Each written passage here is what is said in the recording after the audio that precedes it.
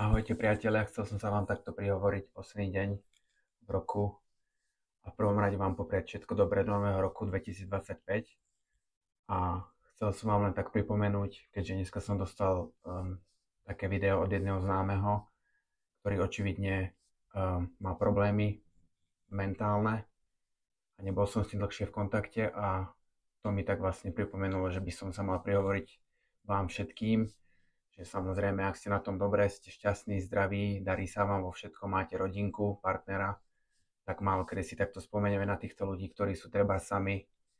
sú nešťastní alebo proste trpia v tichu a kričia o pomoc takto cez sociálne médiá, tým, že natáčajú nejaké videá, nie zrovna takéto, ako ja dúfam. Takže myslím si, že by sme sa mali viac ozývať ľuďom, treba z ktorých vieme, že sú sami alebo že sme s nimi dávno neboli v kontakte,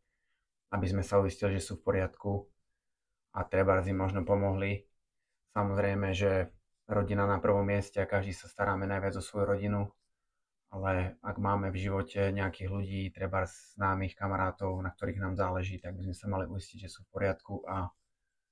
sú na tom dobré a ak potrebujú pomoc, tak sme tam pre nich, aby sme si ich vypočuli. No a len toľko som chcel v krátkosti proste, aby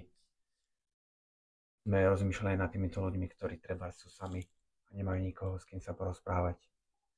Takže všetko dobré v novom roku a držte sa. Ahoj.